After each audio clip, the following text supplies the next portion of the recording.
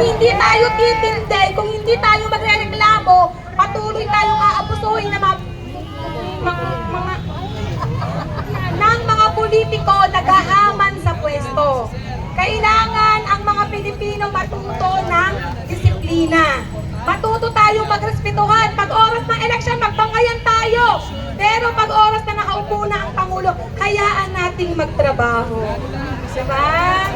So, ito pong ating panawagan ng Sara Rizal ay hindi po ito biro lang.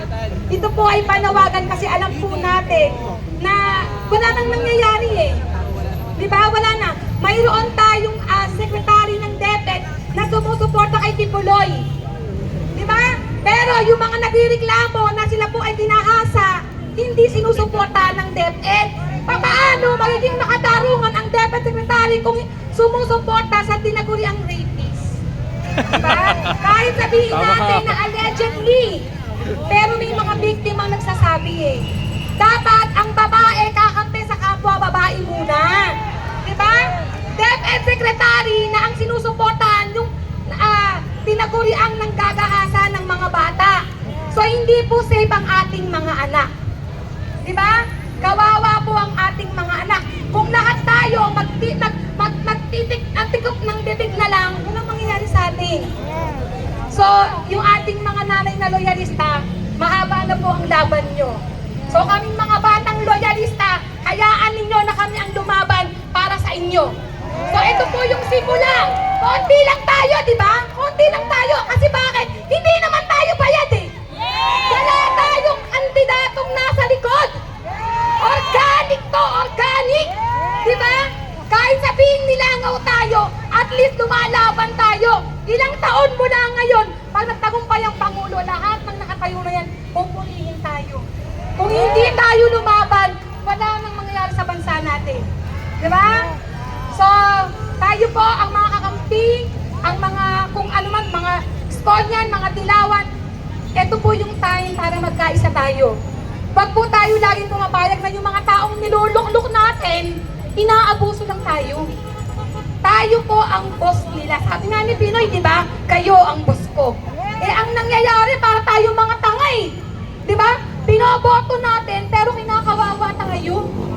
Di ba? Alam nyo ba? Ito kwento ko lang. Habang ino-organize ko to, alam nyo yung puso ko nagagalit. Alam nyo kung bakit? Kasi nalalaman ko yung sistema ng mga rally. Ito palang napagawa ng rally, hindi pala biro ang budget nito. Grabe, nakakabigla. Pero ninyo, ito pong setup natin, no? Pinaka budget meal po to. Ang totoong budget po ng mga ganito, 300,000. Plus pa yung mga setup pa nila. So kung sa setup lang po, umuubo sila ng kalahating milyon. Kalahating milyon na kinukuha sa kaban ng bayan. Ito po ay hindi funded ng kaban ng bayan. Ito po ay pera ng mga loyalistang nagkaisa. Lahat ng pagkain na kinakain nyo, donasyon ng mga loyalista yan. Pinagkaisahan, pinagtulong-tulungan. Diba? So kailangan po nating magkaisa. Tama na po ang bangayan. Hindi na po natin mababalik ang nakaraan. Ang kailangan po nating maging matatag, maging matibay para sa kasalukuyan. Tandaan po natin, lahat ng gagawin natin ngayon, ito ang magiging resulta ng future ng ating mga anak. Kaya kung hindi tayo kikilos, kawawa ang ating mga anak. Hindi ko po pinagmamayabang si BBM, no? Pero ipagmamayabang ko muna. Si BBM po nagtatrabaho, hindi po tamad. Si BBM, lahat ng kanyang ginagawa para sa kapakanan ng ating mamamayan. Lahat po. Kaya sana dalangin ko po, no, tulungan po natin ang ating Pangulo. Kahit anong galing ng Pangulo, kung tayo po ay hindi nakasuporta, baliwala po yun. Hindi po kaya ng Presidente ng Pilipinas na ibangon ng Pilipinas habang ang mga Pilipino nakatamad. So magtrabaho po tayo. Yung 20 pesos na bigas, makukuha po natin yan kapag po nakapagtrabaho ng maayos ang Pangulo. So muli ako po si Mami Peng, no? Kukunin ko na yung pagkakataon sa inyong lahat na yung mga vloggers po na nandito. Actually, kaya ako ito in-organize. Gusto ko pong makilala ninyo yung mga warrior ni PBBM sa social media.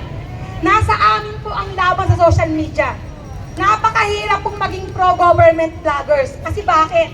Kailangan po namin mag-research. Kailangan po hindi kami fake news. Hindi po katulad ng kalaban. No? Kahit peki lang, okay lang.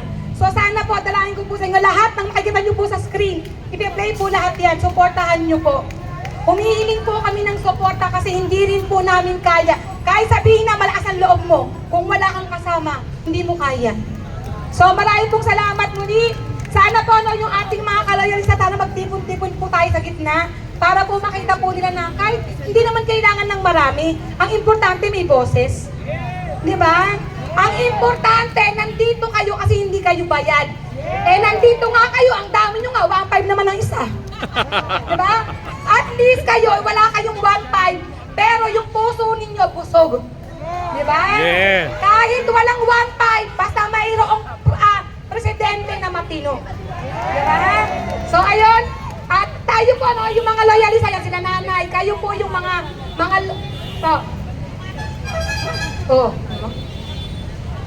di ba? Nagsinungaling pa sa anak. Diba? Pasawag na loyalista. So, yung mga loyalista po, no? Tayo po yung loyalista ng bagong lipunan. So, yung ating mga anak, sila po yung mga tao ng bagong Pilipinas. So, kailangan pong turuan natin yung ating mga anak kung paano maging bagong Pilipino para sa bagong Pilipinas. Sabi nga po ng Pangulo, sama-sama tayong babangon. Sama-sama. Kung mag-iiwanan tayo, walang mangyayari. Ulitin ko, sabi ni BBM, unity, hindi unitin. Wala pong Marcos Duterte habang buhay. Marcos lang kung Marcos, Lenny kung Lenny, Aquino kung Aquino, Duterte kung Duterte lang. Sa politika, wala pong permanente. Huwag na po tayong pabubudol. Tama na, diba? So marami pong salamat muli. Suportahan po natin ang ating Pangulo. Tandaan natin, ang tagumpay ng Pangulo, tagumpay nating lahat. Pero ang pagbagsak ng Pangulo, pagbagsak po nating lahat. Noong nakaraang taon po, sa Duterte administration, ang DepEd po nagnakaw, nag-overprice ng laptop. Huwag na nating hayaang maulit yun. Diba? Puro pera ang gusto nila. Turuin mo, DepEd, pero nagnanakaw ng pera ng bayan. Eh, paano matututo yung mga estudyante kung magnanakaw yung mga nakaupo? Diba? Kaya ang panawagan na to ay hindi lamang para kay Sara Duterte na mag-resign. Para sa ating Pangulo na sipain mo na yan. Wala nang silbi. Diba? Pahihirapan natin ang mga estudyante. Kawawa ang mga mag-aaral. Diba? Sipain na yan. Sa ating mahal na Pangulo, tayo ay sumisigaw, sipain na yan. Huwag nang makapal mukha niya, mag-resign ba yan? Diba? Diba? Sipain si Sara! Sipain si Sara! Sipain si Sara! Sipain si Sara! Tayo yung mga sumigaw ng Sara nung eleksyon. Pero tayo sumisigaw ngayon. Tingnan nyo nga yung buko nung eleksyon. Ba't ko ginawa yan? Kasi si PBBM hindi ko pinangampanya. Ba't ko papangampanya? Lahat kami Marcos. Si Sara ang pinangampanya ko. Yung buhok na yan, pagpapakita ng loyalty doon sa punyetang unity. Yung pala, yung unity, putang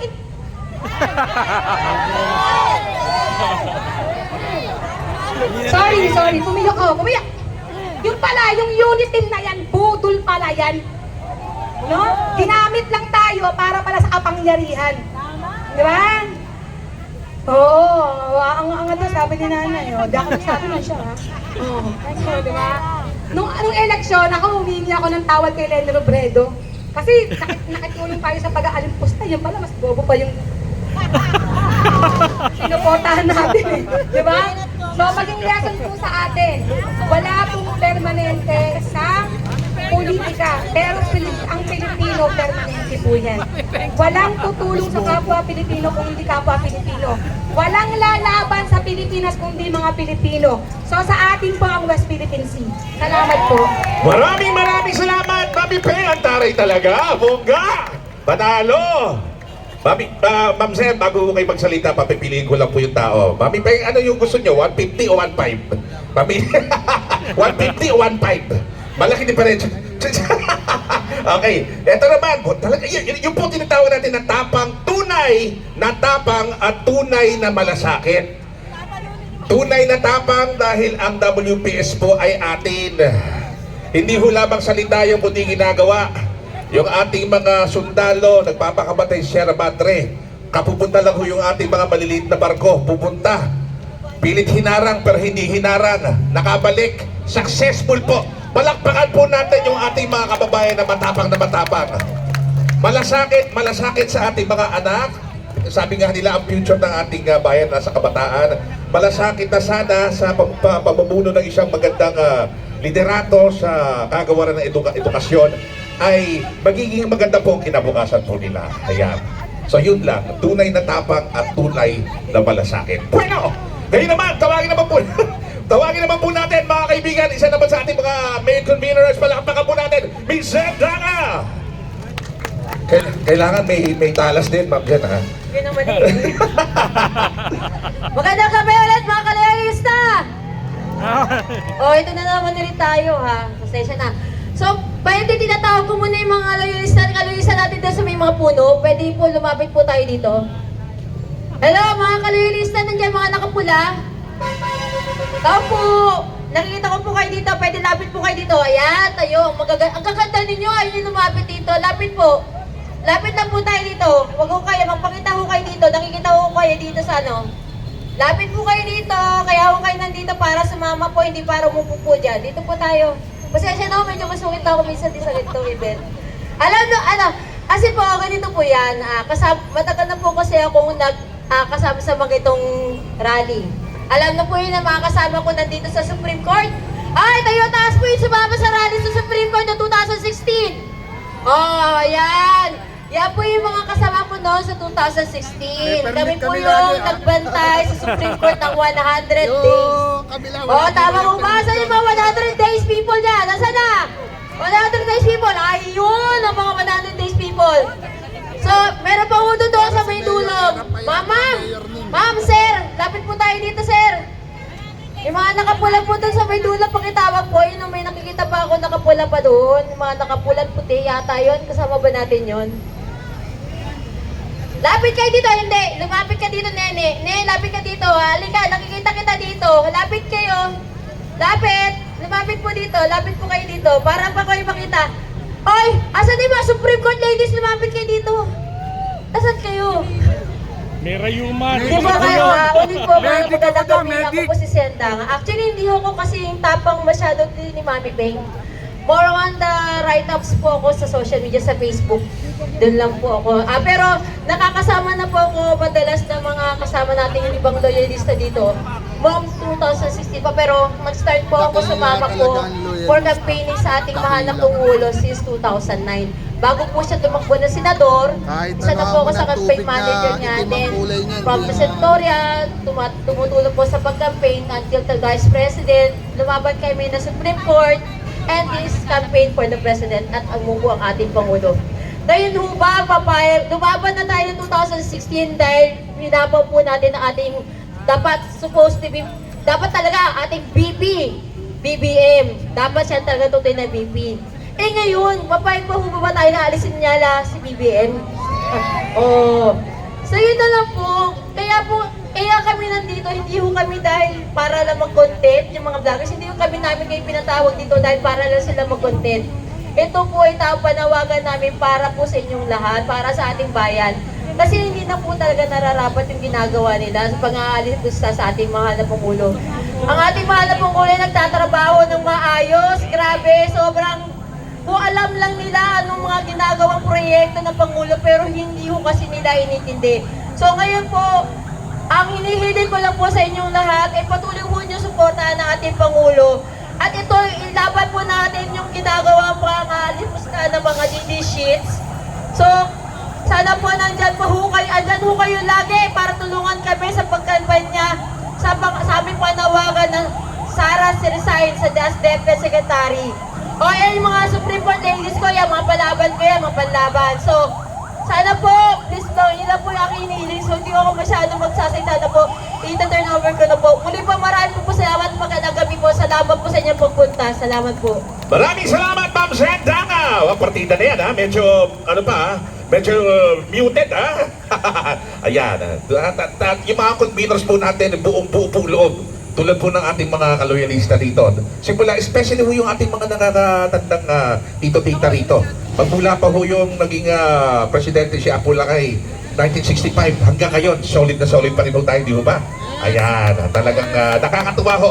Kadalasan kasi sa mga Lakay din talaga solid din talaga eh, no? Baka hindi lang Lakay, pati yung iba't ibang mga rehiyon po sa Pilipinas. Once talagang nananatili ho forever for life. At ngayon naman mga kaibigan, tawagin naman po natin isa pong importanteng bahagi ng ating movement din po. Walang iba, tawagin po natin, palakpakan po natin si Admin Mitch. Ayan, Admin Mitch. Admin Rich, Admin Rich. pwede mag-request kasi medyo mahina boses ko eh. Pwede palakas konti. Subscribe yan. Aray, no? Nag-request pa, no? Nasaan dito yung aking mga supporters? Dito kami! Pwede ba yung aking mga followers? Isang bagsak nga dyan na, Sara resign! Sara resign! Sara resign! Sara resign! Sa DepEd! Sa DepEd! Wala ka ng karapatan! Wala ka na karapatan! Naumupo! Naumupo! Sa DepEd! Sa DepEd! Bilang secretary! Bilang sekretary! Ang kapal ng mukha mo! Kapal ang mga mo! Yan. Admin Mga Rich! kaibigan, Fire DepEd wala kang Secretary! delikadasa! Mga kaibigan, bago ko po sasabihin sa inyo yung aking issue, gusto ko lang itong, ayokong palampasin ito eh. Kasi di ba alam nyo naman mga kaibigan, na si Sara Duterte ay itinalaga ng ating Pangulo bilang caretaker ng bansang Pilipinas nung siya ay umalis papunta sa ibang bansa. Pero anong ginawa ni Sara? Pumunta sa rally. Anong tawag doon? Makapal ang mukha! Walang delikadesa! Di ba? Ngayon, sasabihin niyo ba tama ang ginawa niya? Tuturuan ko siya ngayon bilang isang dating guro! Sara Duterte! Dapat alam mo kung paano umaksyon ang isang DepEd Secretary! Admin Rich! Itinalaga DepEd ka Secretary! ng ating Pangulo na caretaker ng bansa. Dapat ang ginagawa mo ay naalagaan ng ating bansang Pilipinas at hindi pumupunta sa rally na pinapabagsak ang iyong boss. Ako talaga naiinis, no? Mga kaibigan, nararamdaman mo ba ang Ikaw, aking mamaya ma-atake very ka dyan. intense emotion? Kasi naiinis ako eh. Bakit parang hindi ko kayo maramdaman? Ha? Okay, sigaw nga. Sara resign! Sara resign! Sara resign! Sara resign! Sara resign! Mga kaibigan, eto sasabihin ko sa inyo. Halimbawa, kayo meron kayong boss, di ba? Di ba kayo, mga empleyado kayo? Yung empleyado nyo, halimbawa, pumapasok kayo, no? Sa isang kumpanya. Tapos, meron kayong boss. Yung boss ninyo, may asawa. Siyempre, may asawa, no? Konti lang nang walang asawa ngayon. Tapos, mga kaibigan, binastos mo yung asawa ng boss mo! Sa tingin mo ba kinabukasan, meron ka bang trabaho? Wala! Wala ka ng trabaho kinabukasan! Bakit ko sinasabing binastos niya ang asawa ng boss niya? Binastos niya si F. Elisa! Bakit? Bakit ko nasabi yun? Dahil doon sa kanyang speech, mga kaibigan, imbis na i-acknowledge niya na valid ang emotion ni F. Elisa, anong ginawa niya? Ininsulto niya. Ang sabi niya, yung feelings daw ni F. Elisa, wala naman daw kinalaman doon sa kanyang, ano yan, kung nakinig kayo, doon sa kanyang yun, sa trabaho niya. Parang pinapamukha niya na, F. Elisa, ako merong mandato, ikaw, ganon. niyang ininsulto. Ininsulto niya ang lahat ng mga First Lady. Kasama na rin yung First Gentleman, si Mike Arroyo. Di ba? At hindi niya alam na yung nanay niya, kung hindi lang nangabit si Digong, yung nanay niya, First Lady, sana. Di ba?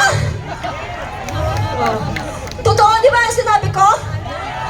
Okay. Ngayon, ininsulto niya ang First Lady natin. Hindi ko yon matanggap! Sino siya para insultuhin ang ating First Lady na asawa ng kaniyang boss? Diba? Ang bait ng Pangulo! Alam niyo ba ang bait ng Pangulo? Na kahit gano'n na ang ginagawa sa kanya ng mga pamilya ni Duterte! Pero anong ginagawa ni Sara? Anong ginagawa ni PBBM? Nagpapatawad! Di ba? Nagpapatawad siya at hindi niya alintana yung mga paninira na ginagawa sa kanya ng mga Duterte. Isa pa yung baste! Yung baste na yan, na tinignan ko yung kanyang educational attainment, educational background. Ang nakita ko lang, nag-aral siya, Ateneo de Davao.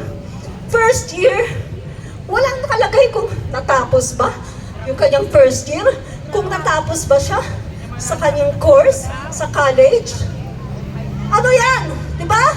Pagkatapos, ang galing-galing nilang manglait ng tao, nilalait si speaker, nilalait si PBBM. Diba? So mga kaibigan, sabi ko, hindi ako papayag. Magdadaan muna kayo. Ito Ito, sasabihin ko sa inyo. Dadaan kayo sa ibabaw ng aking sexy body.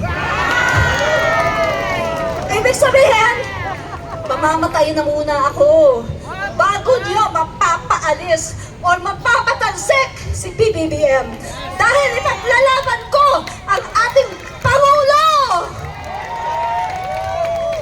So mga kaibigan, ang issue ko dito pagpasok niya, anong ginawa niya? Yung circular number, kung hindi ako nagkakamali, 21, o hindi ko na kasi para hindi tayo matagal. Yung pinaalis niya, lahat ng mga, mga learning materials na nakapost doon sa walls, pinaalis niya. Lahat! Kahit yung mga ABCD, 1, 2, 3, alam nyo ba, mga kaibigan, pinanganak ako 1969! Ilan taon na ako ngayon? Sige nga, sino magaling sa math? O bahala na kayo, may iba 54, may iba 55 daw. So bahala na kayo magkwenta. Basta, 1969 ako pinanganak. Ngayon mga kaibigan, sabi ko nga, sa kapanahunan ko, hindi naging issue sa amin yung mga yan. Yung mga learning materials, alam nyo ba, nakatulong pa sa amin yan. Lalo na ngayon. Alam nyo ba kung bakit? Yung mga bata ngayon, cellphone. O, sa bahay, cellphone. Tapos pagdating sa school, bare na bare. Wala man lang nakapost na learning materials. Yung classroom, na parang pumunta lang sa isang ordinaryo na lugar. Parang hindi classroom yung pinuntahan. Diba? So mga kaibigan, mali yun Nakakita lang siya ng bagong pag-aaral na ganito daw ang gawin, ina-apply na naman niya.